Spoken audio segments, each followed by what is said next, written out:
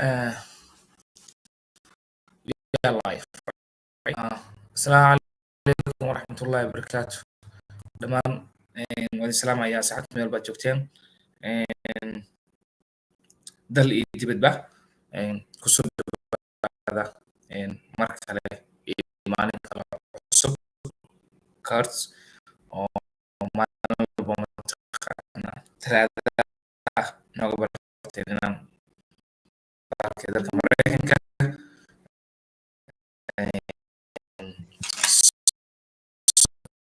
kaga jawaabno iyo wax walba oo la halmaado sida family based ama waxaa la jiray DV lottery ama visiting our business waxaas dhan wax walba ku saabsan markaas ayaan karnaa su'aal walba ku saabsana waan kaga jawaabi karnaa insha Allah. It's good to see you. It's good to see you too. I want to start today with a tip for all the new immigrants that are coming in the U.S. with green cards that were issued recently, not green cards, sorry, with like the DV winners that are entering the U.S. now. waxaan rabaa in yaroo mataqaanaa maxaa la jiray wax muhiim ah ka hadlo ama tip aydan siiyo oo dadkan already soo galay wadanka oo DV ku imaamay lottery-ga dadka ku guuleystay fiisada soo helay wadanka imaadeen taasoo ku saabsan sida address-kooda waxaas mataqaanaa ay u xalin lahaayeen. So most of you did the right thing and you've paid USCIS the green card fee, the $220, to mail the green card to you. intiina badan inta nala soo xiriirtay inta badan waxay sameeyeen sida ugu saxsanay waxay u sameeyeen qaarkiina way bixiyeen lacagtii green cardka loogu keeni lahaa ama loogu targal mataqaanaa lagu bixiyo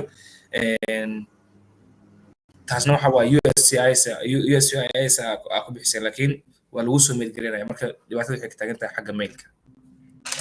However, some of you have situations have changed and you're not at the address that you gave USCIS.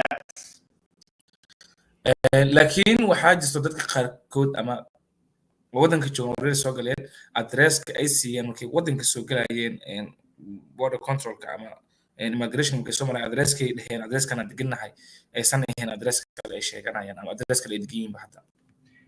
This is a potential problem.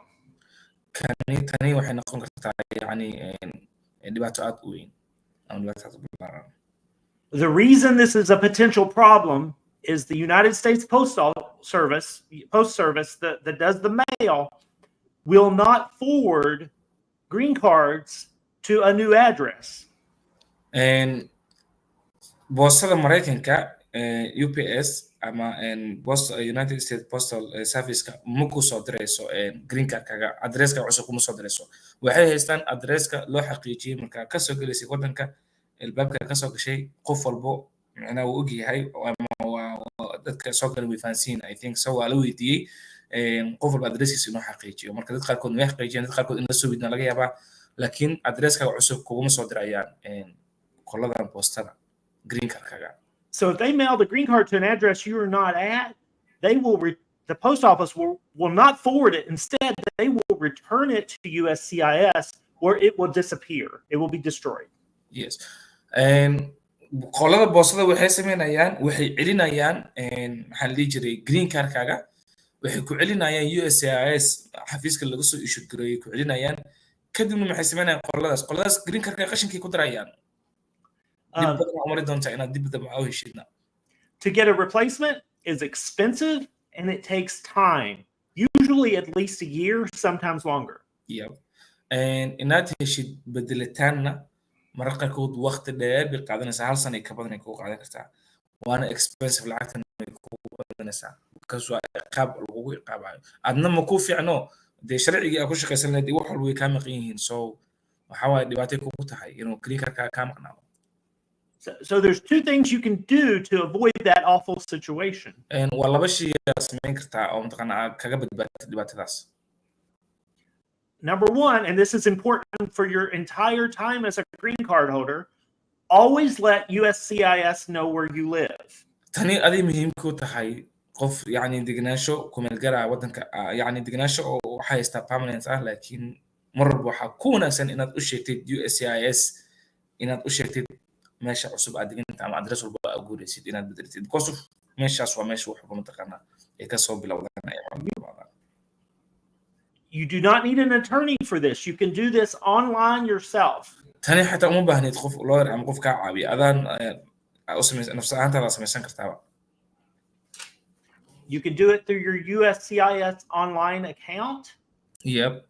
marka hore waxaa samaynaysaa accountka USCIS account furanaysaa inta badan asxaabta isoo weydiisay waan u sheegaa account marka hore furanaysaa USCIS kadibna mustaqbalka ama noloshaada inta badan accountkaas isticmaali doontaa passwordkaaga iyo waxaa waa ku muhiim inaad ilaashitid Or you can do it with a paper form. You print out the AR11 and you can mail that in.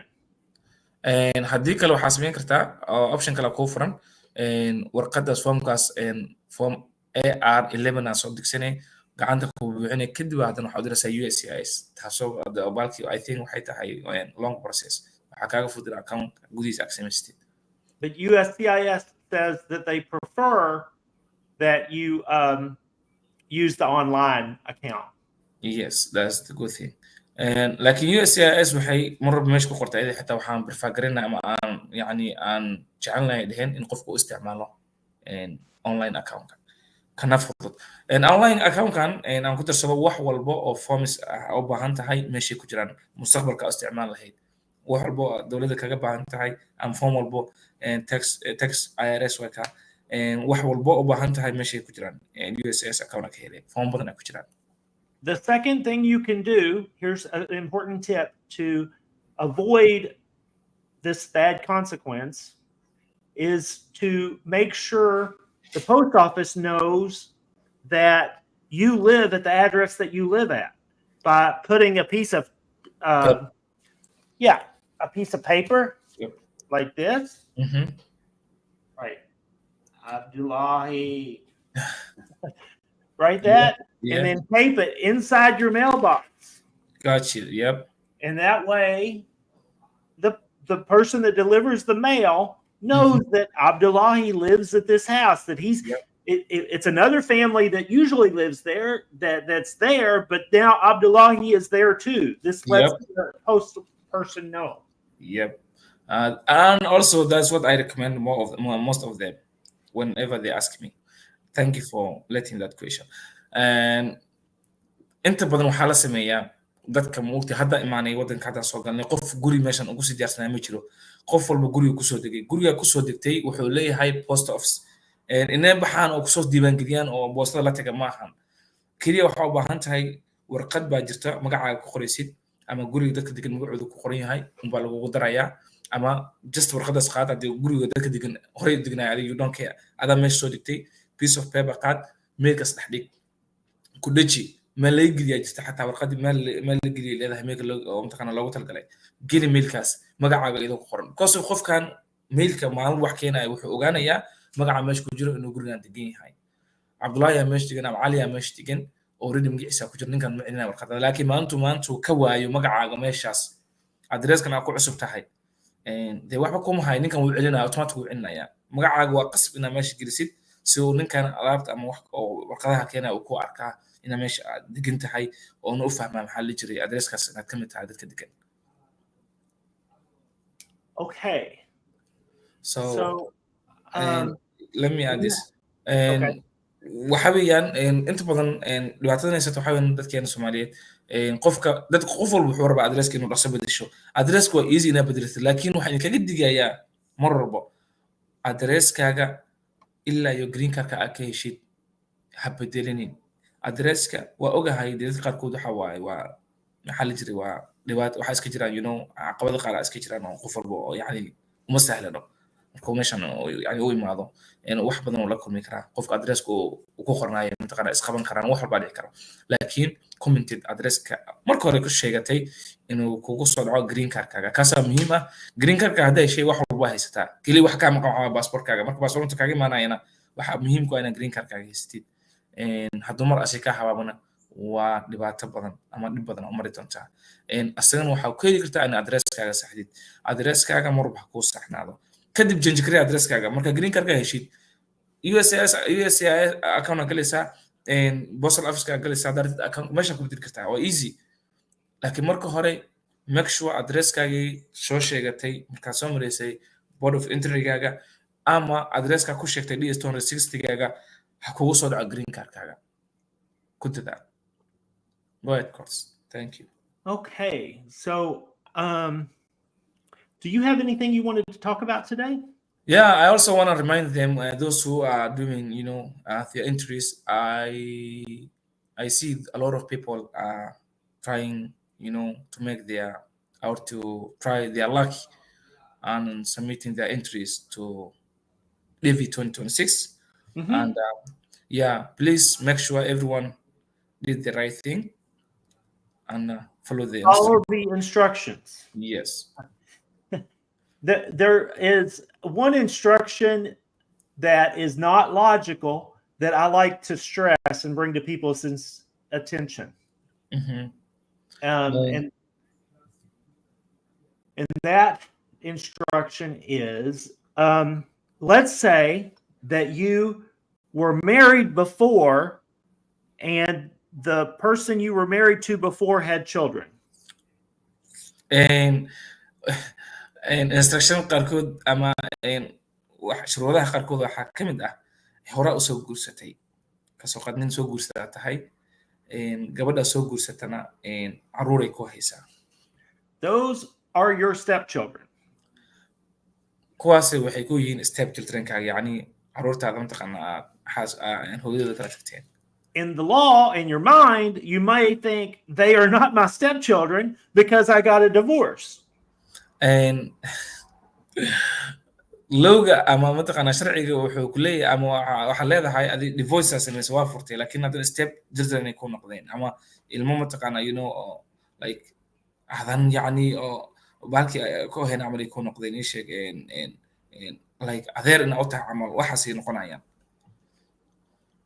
But in the instructions for the diversity visa program, they want you to disclose those children. You have to disclose them. mar walba waxaa loogaga baahan yahay marka markaa samaynaysid inaad sheegtid carruurtaas adnaa dhahayd carruur ay joogto waxaas mar walba kusoo gabagabaysid waa qasab waa muhiim. I have seen many a diversity visa selectee denied a visa at the last minute because of this issue, because they did not disclose on the entry properly the stepchildren from a prior marriage.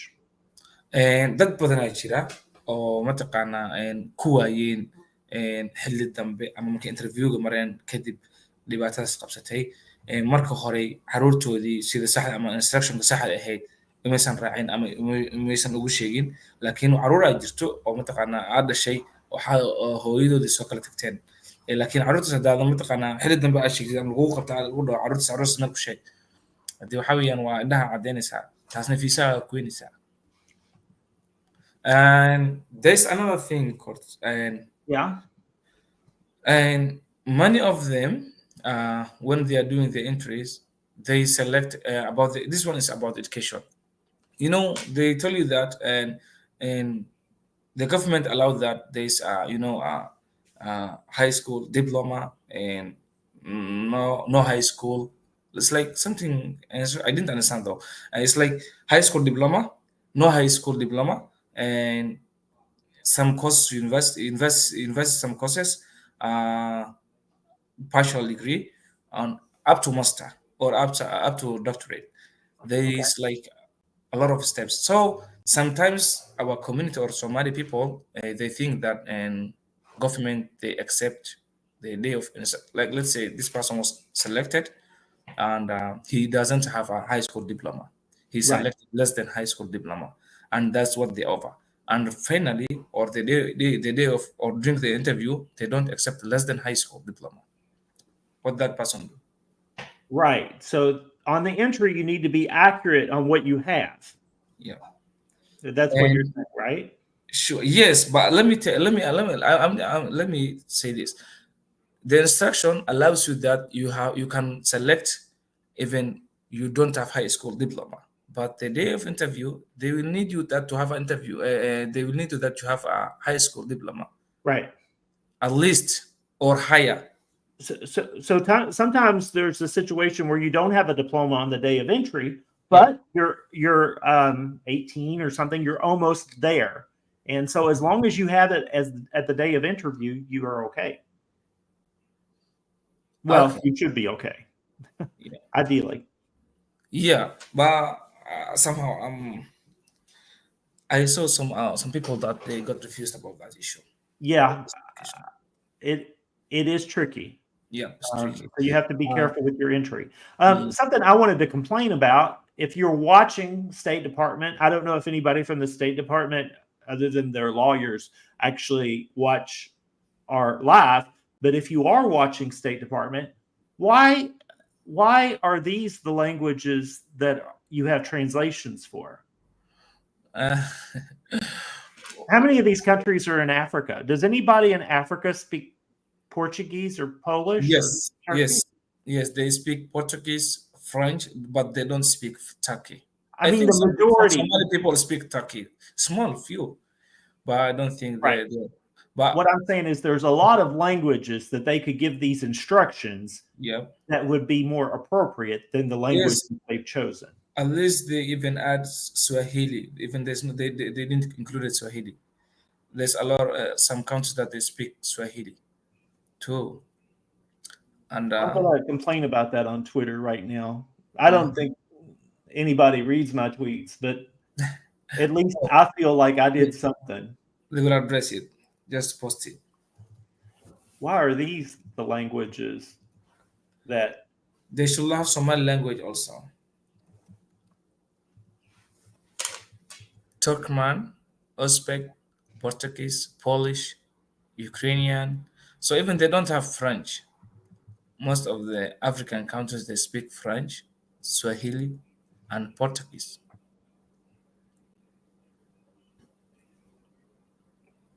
I don't know if I'm going to be able to spell Swahili right. Let me try. Swahili is like SWAHIHIL.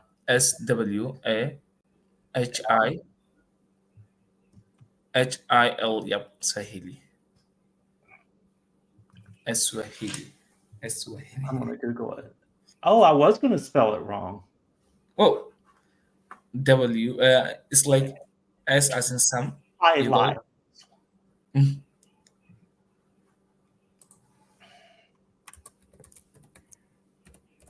I don't know how people learn a new language. I can't even learn how to spell the name of the language.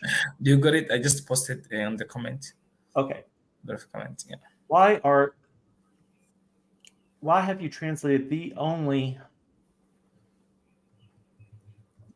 these languages for most of the Eastern African countries? They speak Swahili. They need to put their Swahili too.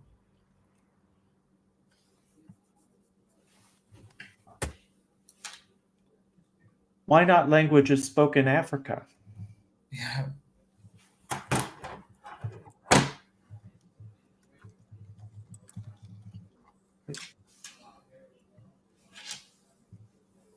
So do you think anybody will retweet me? Yep. I think. We'll try. Yep. I'm going to do a screenshot. Yeah. Okay. Secretary Blinken, I want your attention. Blinking. I think he's busy today. These days. He is busy. He drives this plane back and forth to Israel with gold, and it keeps him very busy. Loading the plane with gold and unloading the plane with gold when it gets to Israel. He's just feeding them. Yeah. Israel has an appetite for gold. Can't help it. They can't help themselves. Yeah. So anyway, stop sharing, present. Yeah. Maybe your followers can help me today. Here's how they can help me. This is the tweet that I have sent to Secretary Blinken, and I want some retweets of this tweet. So Somali, Swahili, and French. Yeah, exactly. We speak Somali. Also, we speak Swahili. Some Somali people speak Swahili, and even you can get some Somali people speaking French too. But we don't have it here in State Department. They don't have either those three languages. Well, the whole idea of the diversity visa program is to bring in,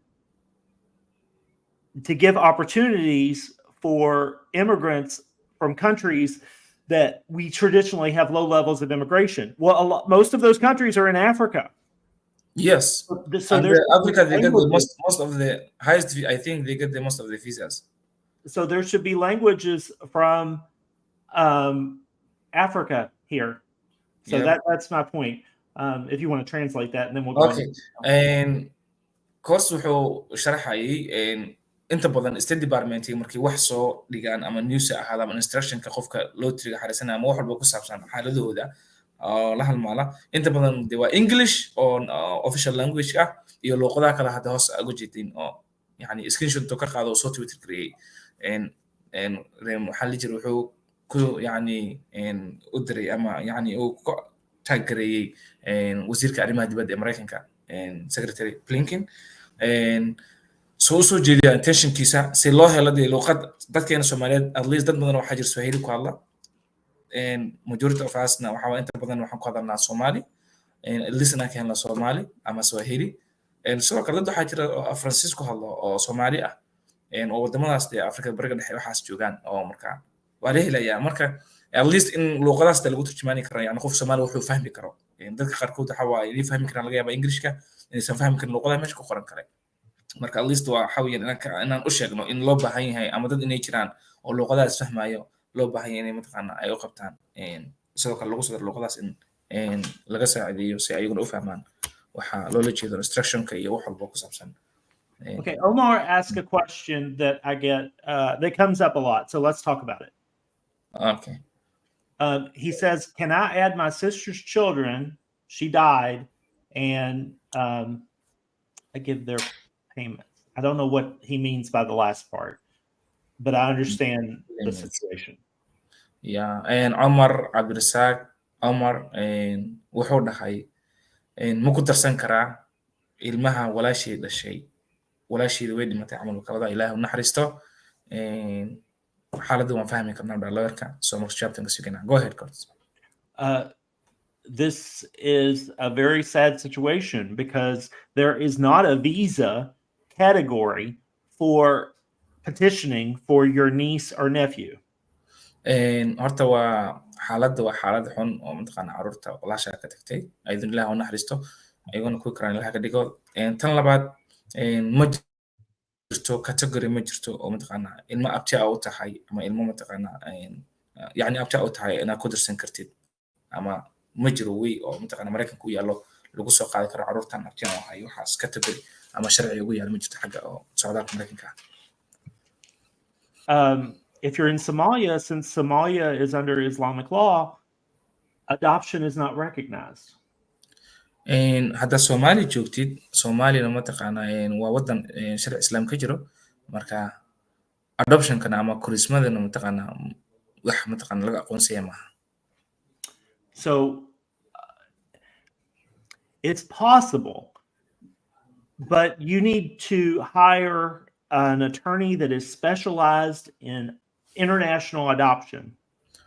laakiin waa wax macquul gal ah laakiin waxa u baahan tahay inaad shaqaaleysiisid ama inaad raadisid lawyer mataqaana ku takhasusay caseska adoptionka ah oo international adoptionka ah yani Mareykanka kala jooga inta badan dadkan waa ilmo iska korsadaan oo waxa waaye ayaga caan ku ah laakiin aniga wadanka kala jooga Soomaali ahaan ama muslimiin markaan nahay adoptionka waa uu nagu yar yahay waa dhif marka meeshan يعني منو أخونسنا إن واحد كورسنا وحاس. But the State Department's own website says, at this time, however, it is not generally possible to adopt Somali children for several reasons. hadda State Department-ga waxay ku sheegeenba website-kooda hadda gashid waxay dhaheen xiligan la joogo macquul ma ahan in mataqaana Somali children in adoption waxa lagu sameeyo.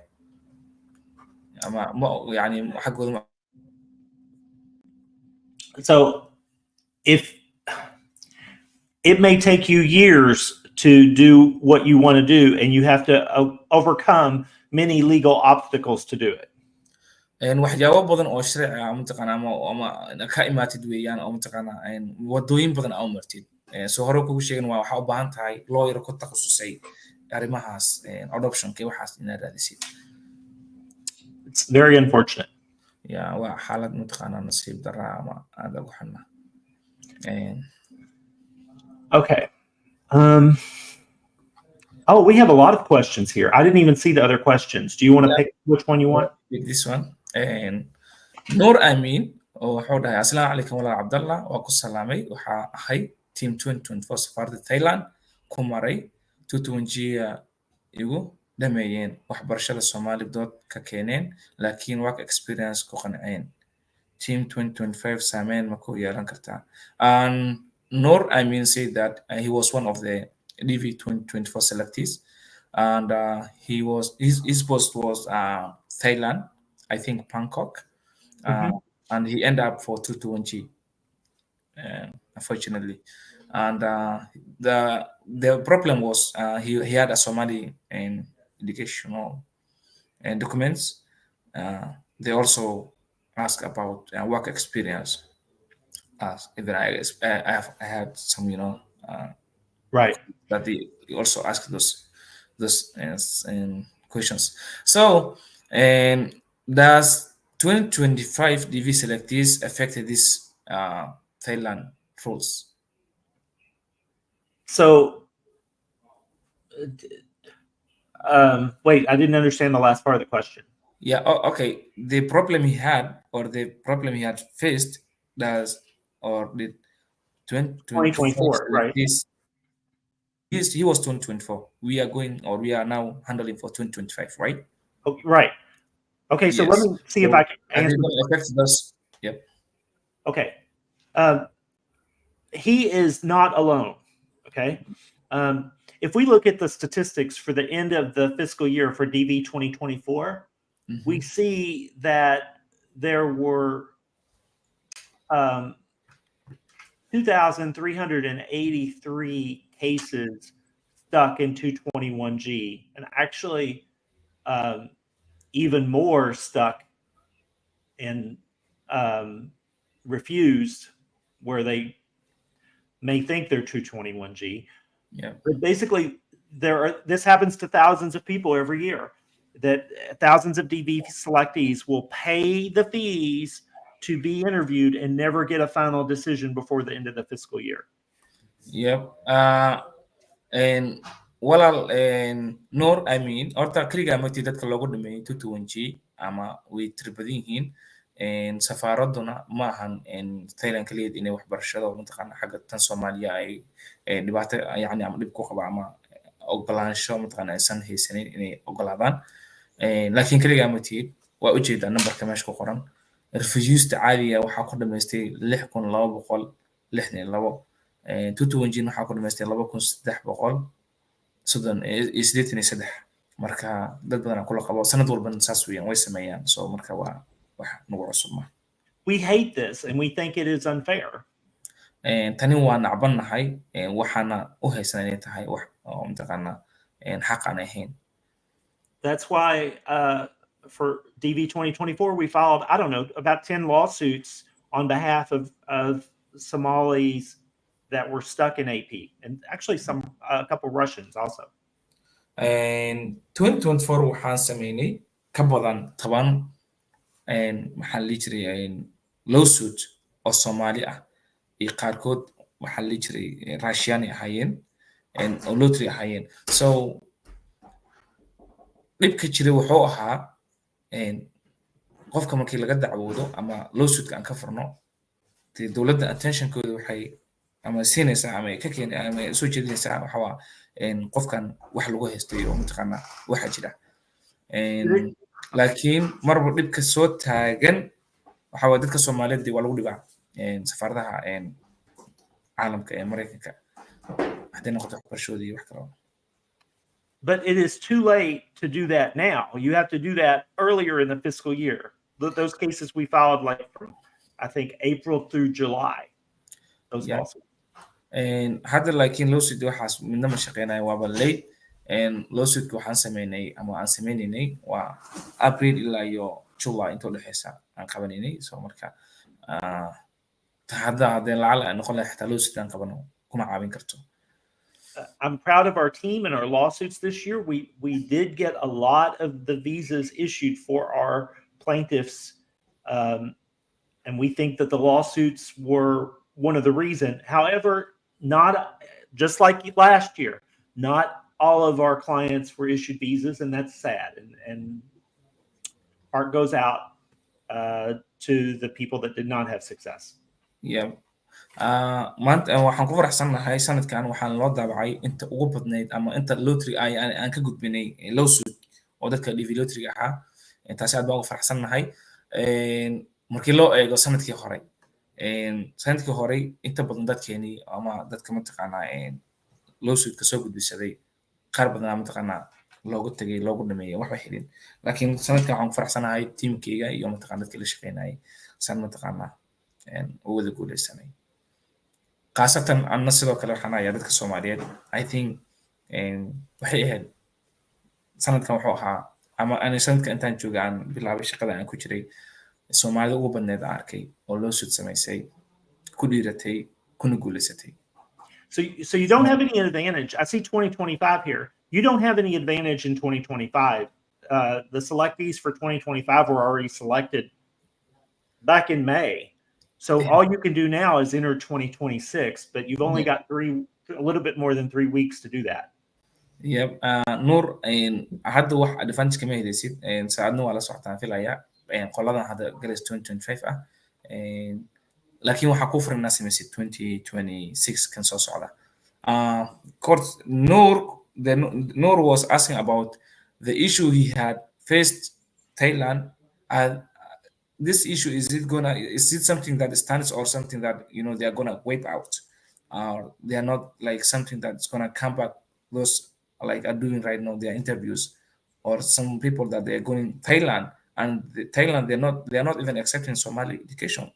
As they said, even we had one client that they refused his education, Somali education. They said no, we are not accepting. Well, that's one thing we learned. It's important to learn from what happened last year, right? Yeah. And so based on that, I would not choose Thailand as an interview location. The thing is, though, Thailand did issue DVs to some Somalis, right? Thailand. Yeah, I think so. Yeah. Yes. Yeah. Was one of our lawsuits DVs in Thailand? Yes, I think one of them. I think so. I'm not sure. Wow. I can't remember either. They were all over I know we had a Bangladesh, an India. Bangladesh, they were all issued their visas. Somali plaintiffs, they got their visas on Bangladesh. Yeah. So and Bangladesh is one of the easier countries to gain access to. So I would recommend Bangladesh. So and the thing is, a lot of Somali went to Thailand and they ran away from Madagascar. The Madagascar consulate, he said that he is not accepting at all Somali educational qualifications. Yeah. They ran away from there and they went to Thailand. Oh no! Thailand consulate said that he has to. They're transferred from there. He said that I need to go back to Madagascar and ask about why. They said that I'm not able to verify Somali education. And they just used that role, that method. They said, we are not doing or we are not accepting Somali education. Abdullahi, this is a place where I'm not the one with expertise, but you are now at this point. So I'm going to ask you, and I want you to translate, what are the embassies that you recommend your audience choose for DV 2026? Sure. And courts 25 and 26. Yep. Also, they have already chosen the embassies to DV. Right. Yeah, but sometimes they can transfer if they move, right? Yes, exactly. Yeah. And course waxay weydiiyay hadda wuxuu dhahay wax badan ka haysa ama khibrad badan oo leedahay dadkaaga intee u doori lahayd ama safaaradda dhil lahayd interview aada adoo mataqaanaa xog badan mataqaanaa kasina marka hadda ka haysid wax badan marka ani waxaan dhihi lahaa Abdullahi ahaan waxaan soo jeedin lahaa horta inta badan sanadkan waxa uu ahaa sanadka ugu horreeyay aniga barnaamijkan aan ka shaqeynayay ani waxa aan qof ku imaaday lottery ku imaaday kadibna waxay noqotay inaan shaqadeydu waxay noqotay inaan faraha la galo mataqaanaa dadkayga aan ku caawiyo so inta khibrad ahaan aan ka haystaa inta hadda aan ka fahmay dadka Soomaaliyeed waxaan kula talin lahaa safaaradan kula talin lahaa waxa weeyaan Bangladesh as you said courts India and in Africa Tanzania I think Nairobi these days are getting better somehow also Nairobi but don't go too much Nairobi. It's Yeah. not like it's not guaranteed. Guaranteed. Nairobi this year they were also accepting Somali education, and sometimes somehow they were refusing, and sometimes they are accepting, Right. but they accepted most of them. And Nairobi generally, though, had a bad history up Yes. before this year. Yeah. Don't. If you're able to go any other way, just to go. Don't stop at Nairobi. What do you think about Djibouti? Djibouti is the first one. Yeah. Djibouti, it may take a long time. Whenever you've done your interview, they might not give you the visa at that moment or, after 1 or 2 months. But I'm sure if you are everything clean or every documents that you had is clean, Djibouti will give you a visa at the end of the day. So Djibouti, if you have, I think Djibouti is very near to us. You can go anytime you want. So Djibouti waa aadi kartiin waxaa aadi kartiin India oo xogaa way idinka fog tahay laakiin isku daya. The other thing, course, I want to say is, and if you had interview like Indian embassy, India is Asian country, right? So you don't have to go back to Somalia. I think as we experienced this year, we had some clients that we went to Somalia or let's say Kenya, and they got they didn't get visas to go back to India. Right. They were stuck. Right. And that was Yes. really bad. So stay away Yes, from that was India. really bad. Yes, the embassy said that, or the State Department said we are cleared. State Department wuxuu dhahay waa qofka waan ka soo dhamaanay laakiin qofkii wuxuu awoodi waayay VC India uu heli waayay inuu ku laabto. VC si Mareykanka wuu khasaaray. Yeah. Oh, okay. Yeah, that's unfortunate. Do you want to see if we got any more questions? Yep.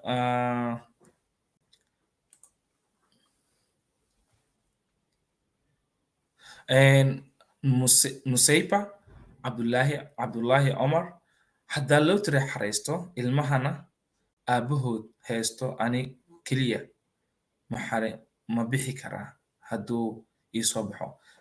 Musaipa ilmaha aabahooda ma kala tagteen oo ilmaha yacni marka hore ilmahaaga ma ku xareysanaysaa ama single ku xareysanaysaa kala saar.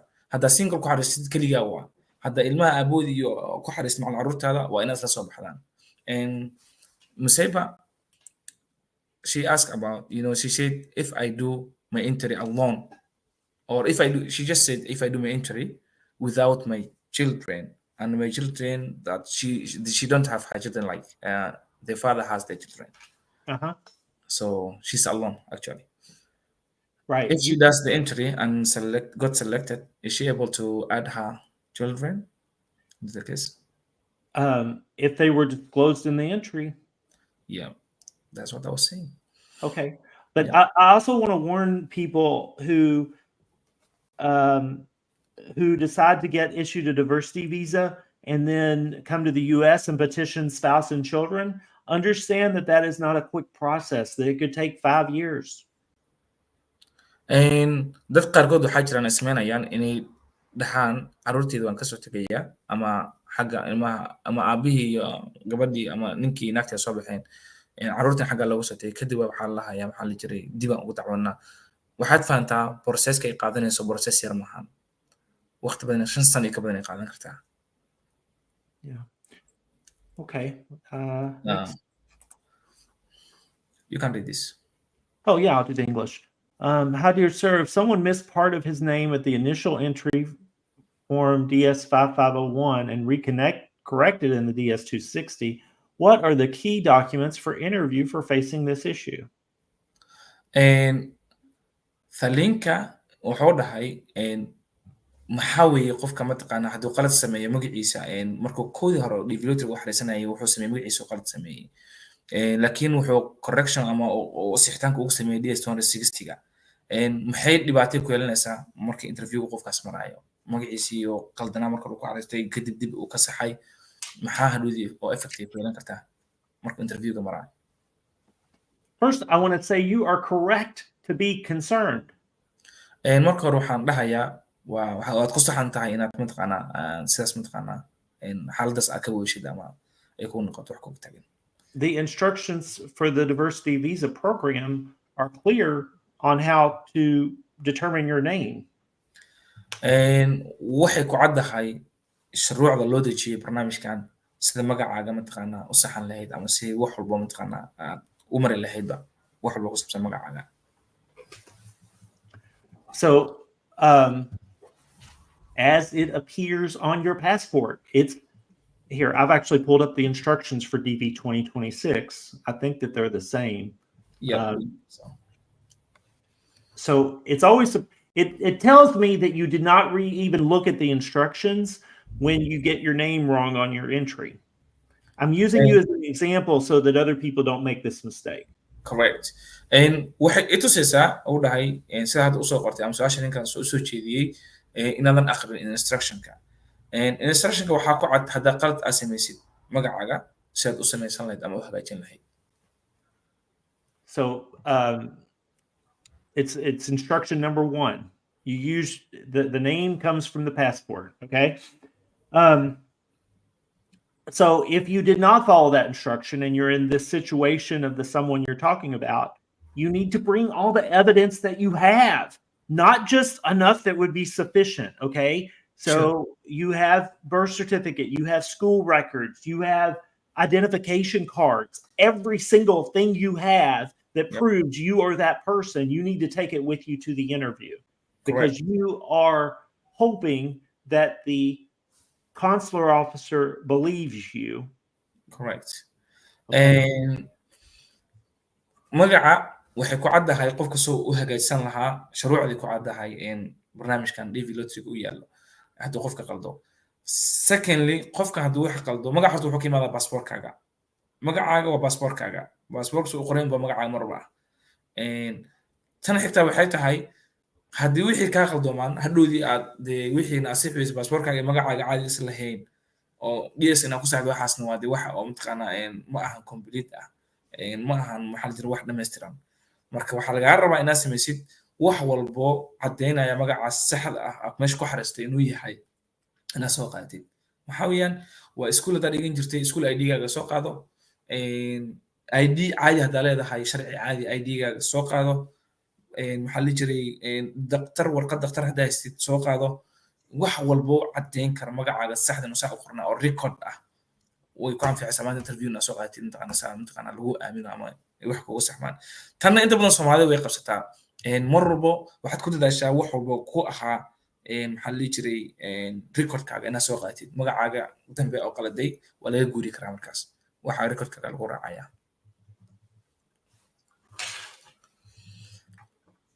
that question we answered hopefully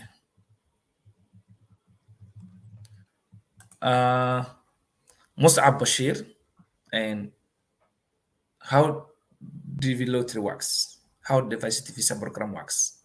How does it work? Yep. Nobody knows. It's a mystery.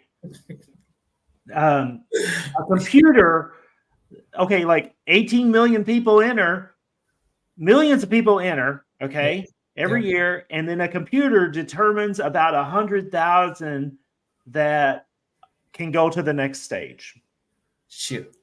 And Mus'ab DV Lottery waxaa xareysata ka badan 18 milyan oo qof sanadkii xareysata oo daafaha caalamka jooga weli wadamo qaarkood waa laga xadiday ma xareystaan wadamo qaarkood aan loo ogoleyn wadamada loo ogol yahay iyo wadanka adiga ku nooshahay oo asna soo kale loo ogol yahay marka isku dardaro sanadkii 18 milyan iyo ka badan xareysato marka waxa laga doortaa way yartahay dadkaas aan nasiib yeesheen dadkaas aan mataqaanaa next step ugu gudbaya dadkaas dadkooda waxay sii marayaan loo process sugayo qofkii soo maray yaqaano dadaas easy maahan laakiin waa fursad aad u fiican oo qofka mataqaanaa nasiib isku tijaabin karo kana faa'iideysan karo taasoo u shaqeeyaa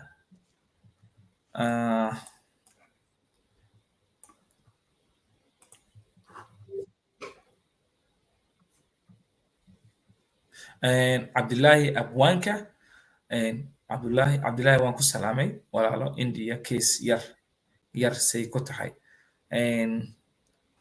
He's greeting us, Abdullahi Abwanka, and then he asked about how does it works, like the small cases. If I go like I have a small case like 1,000 or in between 5,000. Those cases are good for India. Well, If I go as India, Abdullahi mentioned earlier, India makes us nervous because you may not be able to get a subsequent visa. yeah. India is something you only want to choose if you plan to stay there.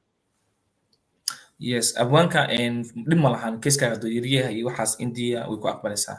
Laakiin se hore aan u sheegay dhibka sanadkan dhaca wuxuu ahaa dad lacag ku bixiyeen inay dacwad qabsadaan, dadaaleen fiisihoodii dowladda Mareykanka uga soo dhicinay waxaa ku dhacday inay wadanka India ay ku laaban waayaan lagu adkeeyey. Waxaan soo jeedinaya waxay tahay fadlan haddaad India wax ku martid sometimes iska joog ilaa waxaa ka helayaan ilaa waxaa ka heshid iska joog. hadduu kiiska yar yahay hadduu weyn yahay maanta interviewga aadaysid tag iska joog ilaa iyo mataqaanaa nasiibkaaga fiisa hel ama ka quuso kadib kasoo tag. laakiin ka hor haddaa kasoo tagtid waxaa kugu dhici karta adoo lagu dhahay fiisaha kaa la qaado oo Mareykan aad ku tagi lahayd haddana aad weysid fiisaha India ku imaan lahayd. anigana waa ogtahay waxaan ku imaanaa India caafimaad waxaas ugu imaadaa sometimes waxa weeyaan safaaradaha way kala adag yihiin oo fiisaha India bixiya. marka fadlan haddaad India ku maraysid ama wadamadan Asia ama wadamadan fogfog inaad kasoo laabatid waxaad dib ugu laabatid. I know time ay qaadanaysaa, it takes time, but mar waxaa isku daydaa inaad joogtid ku dadaal waxaan hamar naftaada u hor ilaa iyo guusha aad ka gaartid.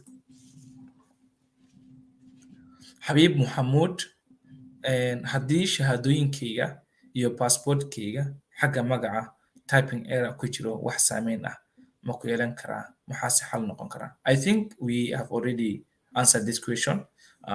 Is following about or concern about the typing error for the name. Yeah. If you did error for your or if you did typing error for your name, typo error, so you have to do whatever I said previously. So you have to get an school record, whatever you can able to prove that this name is yours, and you can, make this your legit name. You have to get those, things that we have already mentioned. If I went through my office right now, I would find maybe 1,000 pieces of paper with my name on it. Yep. That show that this is me. So go through your home and find you probably got a certificate for being good at math when you were a small child. Yeah. That certificate has your name on it. Bring that. Sure. Your mother has it.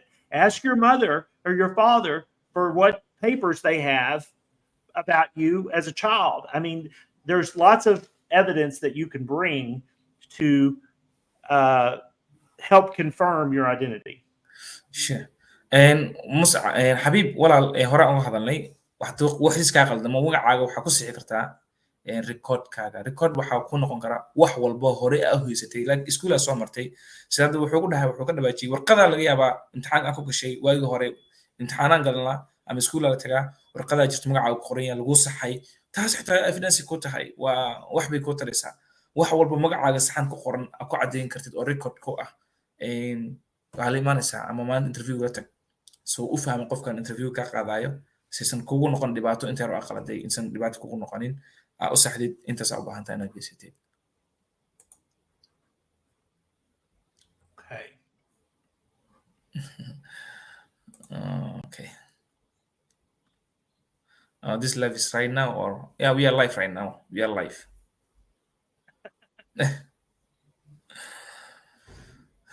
Thank you both of you. Yep. Hello walaal Abdullah waxaad weydiisaa qofka la geliyay AP 2024 oo safaaradda ugu dhameysay keeskiisa dib ma loo cusboonaysiin karaa. And also this one we have already mentioned, and I have ended up for 220 AP. This person was selected DV 2024 and it was ended up for 220. So can I get my visa right now, or can I get a lawyer? No, you cannot. No, it would be a waste of your money. And I do not want you Important. DV 2024 selectees. Some of you think you're going to keep calling a lawyer until one decides to take your case. It's a really bad idea because one will decide to take your money, and that's not right. So Yep. it's better not just let it go and focus on the future. Sure. walaal ma samayn kartid lacagtaada ha iska luminin.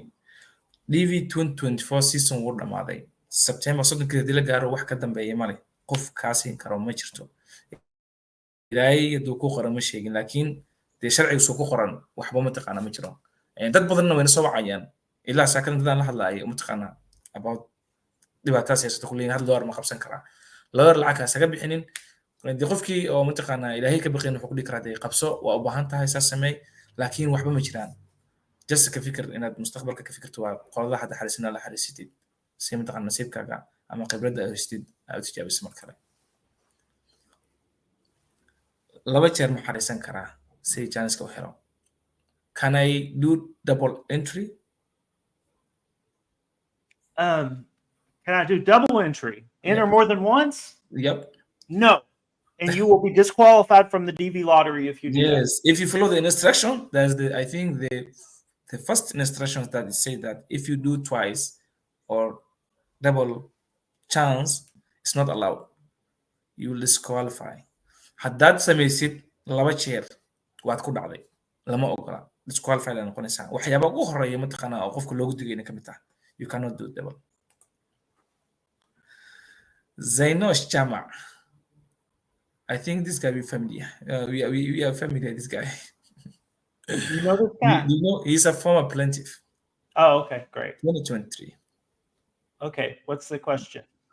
Salam walaal Abdullahi and your cards waxaa ku xareystay lotteryga preferred namekeyga waxa aan passportkeyga ku qoray preferred namekeyga emailka US makaan yimi waan magacayga wuxuu isku sharxi karaa okay and he's asking about when he was doing the first entry he just wrote the name that he was preferred he was not he didn't do the entry his actual name so he's in US right now and he wants to change his name to take his right name. Green card holder wanting Yep. to change his name, right? Yep.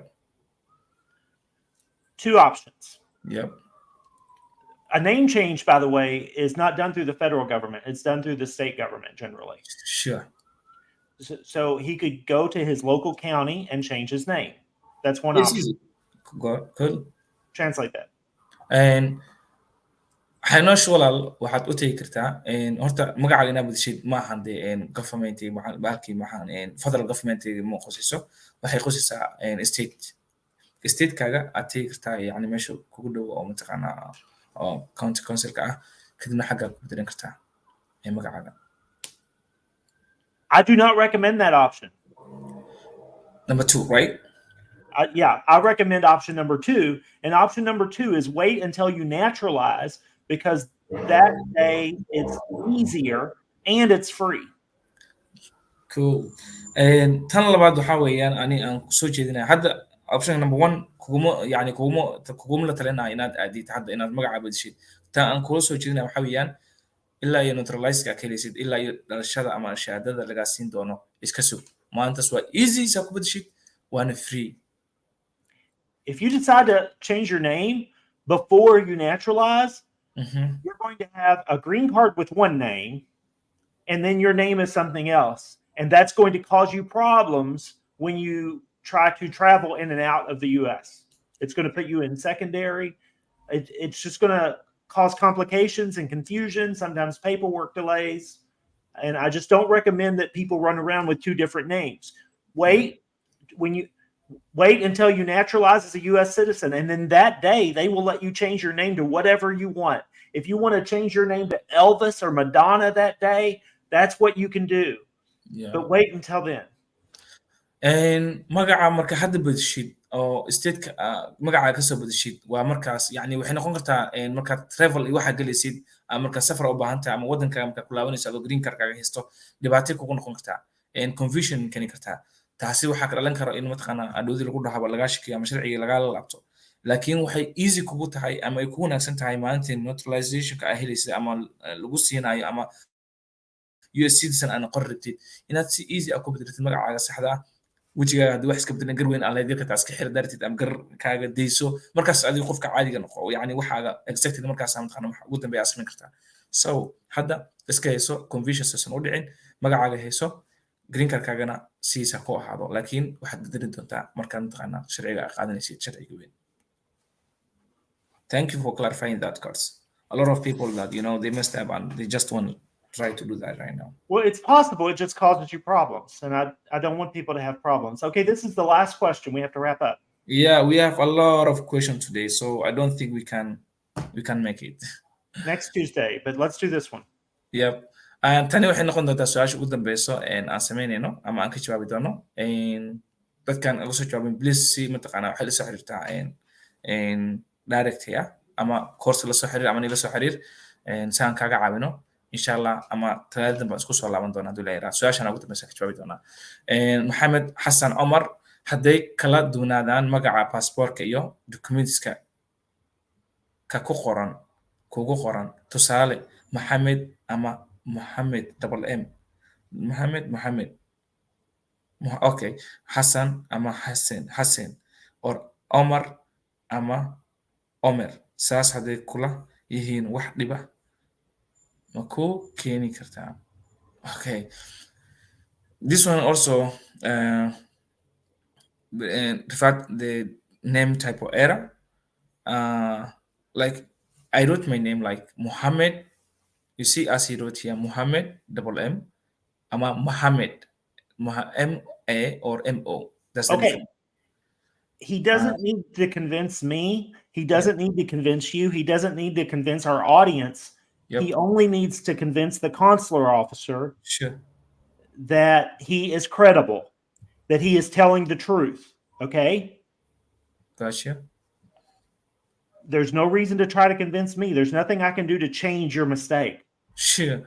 And Mohammed Hassan Omar magacaaga soo qoran yahay hadda u jeeda laakiin haddaad tiraahday magacyadan sa u qoran yihiin passportka ama magacaaga caadi magacaaga okay hal erey oo meesha ku jirto waxa u baahan tahay inaad consulka ka dhaadhicisid aad is convince karaysid anaga haddii baalka tahay xataa magacaaga anaga wax ma ka bedeli karno passportka wax kama bedeli karno ama consulka kama dhaadhicin karno qofka dhaadhicin karo adiga waxaa ku dhaadhicin kartaa waan ku sheegnay Omar haddii M-A ande Omar haddii kuu qorneed O-M-A-R ay ku ahayd haddii Omar ay qornatay waxaad ku siixi kartaa warqad soo qaado ama se hore aan kugu sheegnay ama document hore aa u lahayd soo qaado Omarka saxda ah waa kan ku dheh ama wixaagii kale dhan Omarkaas ha raacaan intaan yarka oo ereygaas iigaas wuu ka samri karaa consularka ama wuu ka saari karaa waa inaa caddeysaa keliya caddeena lagaaga baxan yahay soo mar badan aan ka hadalnay waxa u baahan tahay inaad u verify garaysid magacaaga u xaqiijisid inaad keensatid wax documents hore u kugu qornaa type of error markaas uu soo baxaya wixii saxana markaas la raacaya Okay, so let's wrap up today. I'm sorry we have a lot of questions but we cannot do it right now as we are already make it 1 hour video so I think we will answer the rest of the questions next Tuesday, or please contact me. Yeah. Abdullahi, WhatsApp. You can, if you don't have his WhatsApp, you can go to our website, contact us, and it goes to contact information and includes Abdullahi's WhatsApp is there. Sure. And also WhatsApp, Instagram, and Telegram. Oh, don't send me a message on Instagram. I'll never see it. I don't do messages on Instagram. Oh, yeah. Do you do messages on Instagram? Somehow, yes. They contact me everywhere. And I have found you everywhere. Yes. I bet sometimes they knock on your window. Yeah. Abdullahi. Exactly. I have to. So please, Mesha, I'm always here to help you, please. ومحل جري حد هو is the best time inaad mataqaanaa la consult garaysid qof mataqaanaa khibrad u leh arrimahan waxaan waa one click aad samaysay waa ku guuleysan kartaa berito maahan inaad dhahdid saasan sameeyey markaan sameynayay marka hadda wax walba ka fiirso janskaaga nasiibkaaga marka u horeysay aad tijaabisay uusan kaa noqonin wax mataqaanaa meel cidlo oo ku dhacay sida dadka qaarkood hore ugu dhacday marka fadlan si fiican uga fikira insha allah dhammaantiin waxay odarjeen inaa wada guulaysatiin maalin wanaagsan Assalamu alaikum. assalaamu calaykum dhammaan